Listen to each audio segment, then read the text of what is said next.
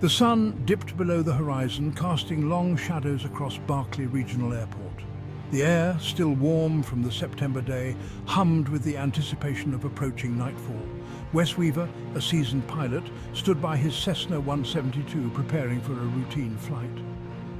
Out of the gloaming, a figure emerged, walking with a determined stride. As the figure drew closer, Weaver could make out the silhouette of a young man no older than 20. He wore a plain white t-shirt and jeans, his clothes clean but unremarkable. His face, etched with a seriousness beyond his years, held a desperate plea. He stopped before Weaver, his breath catching in his chest. "Please," he gasped, "I need a flight, now!" Weaver, taken aback by the urgency in the young man's voice, hesitated. The desperation radiating from him was palpable, a tangible aura of fear and determination. "Where to?" Weaver finally asked, his curiosity piqued by the strange encounter. The young man's eyes, windows into a soul shrouded in mystery, darted around nervously. "Anywhere," he breathed. "Just get me off the ground." Weaver, a seasoned judge of character, saw genuine fear in the young man's eyes. He wasn't a runaway, not in the conventional sense. This was different. A raw, visceral terror that spoke of something darker, more profound. The young man's hands trembled slightly as he clutched a small, worn duffel bag. It was the only possession he carried, a solitary link to a life shrouded in mystery. "It'll cost you," Weaver stated, his voice firm but laced with a hint of concern. The young man didn't hesitate. He reached into his pocket and pulled out a wad of cash, bills crumpled and worn. He thrust it towards Weaver, his eyes pleading for understanding. "Just get me away from here," he whispered, his voice barely audible above the drone of a distant airport. Weaver, still unsure, found himself agreeing. Perhaps it was the desperation in the young man's eyes, or the unsettling aura of urgency that clung to him like a shroud. Whatever the reason, Weaver felt compelled to help. "All right," he conceded, "let's go." The young man's shoulders slumped slightly, a momentary release of tension. He followed Weaver towards the Cessna, his gait still hurried, his eyes constantly scanning the horizon. Each step seemed to be a victory against an unseen pursuer, a desperate scramble for a freedom that remained tantalizingly out of reach. Weaver prepped the Cessna, his movements practiced and efficient. He couldn't shake the feeling of unease that had settled over him. The young man's fear was contagious, a palpable entity that infected the very air around them. As Weaver climbed into the cockpit, the young man lingered on the tarmac, his gaze fixed on the terminal building. "Something wrong?"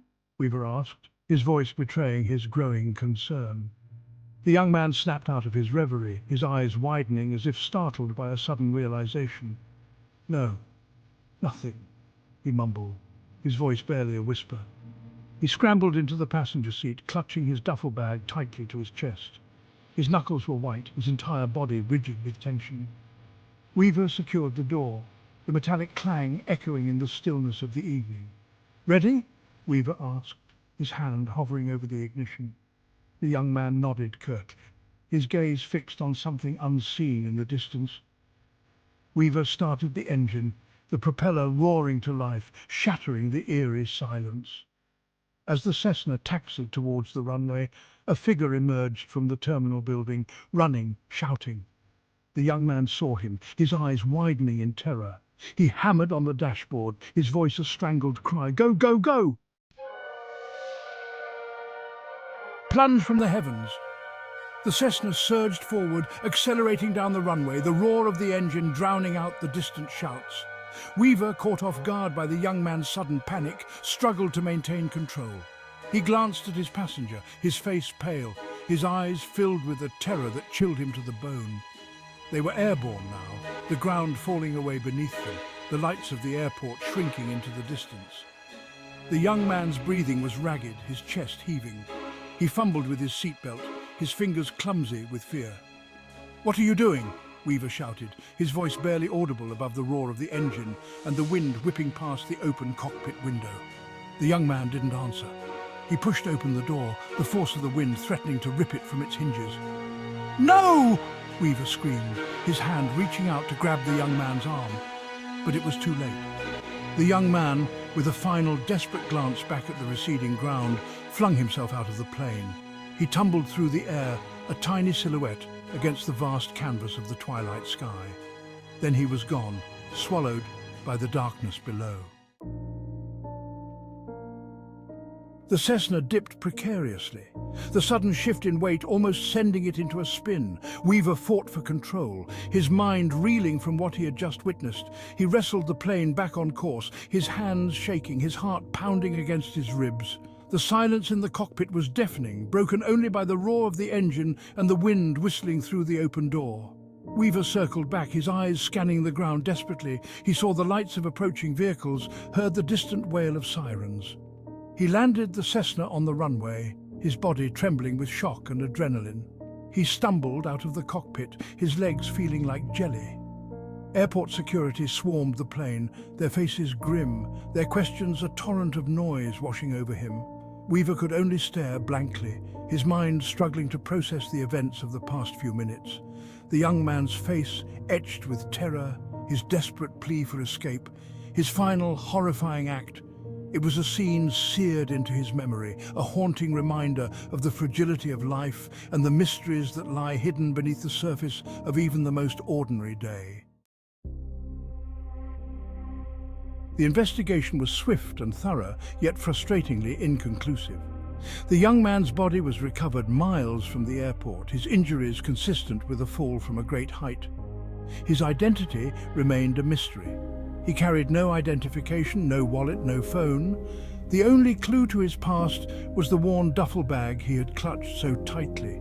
Inside, investigators found a few items: a change of clothes, a toothbrush, a paperback copy of The Catcher in the Rye, and a small, leather-bound notebook filled with cryptic scribbles and drawings. The writing was analysed, but it yielded no tangible leads. It seemed to be a jumble of random thoughts, half-finished sentences, and strange symbols. The drawings were equally baffling. Some were abstract, a chaotic explosion of lines and shapes. Others were more detailed, depicting landscapes, faces, and creatures that seemed to defy description. One drawing in particular caught the attention of the investigators. It was a sketch of a plane, crudely drawn but unmistakable, and beneath it in the same shaky hand, a single word: escape. Theories abounded, each more outlandish than the last. Some whispered of government conspiracies, citing the young man's lack of identity and the cryptic contents of his notebook as evidence of something sinister. Others speculated about a cult or a secret society, pointing to the strange symbols and drawings as proof of his involvement in something dark and dangerous. The local newspapers had a field day, churning out sensationalized headlines and fueling the flames of speculation. But amidst all the conjecture and hearsay, the truth remained elusive. Who was this young man? What was he running from? And why did he choose such a horrific way to end his flight? The investigators, despite their best efforts, were left with more questions than answers. The young man's past remained a blank slate, his motives a mystery. The case, officially classified as a suicide, left a lingering sense of unease, a chilling reminder that some secrets are destined to remain buried forever.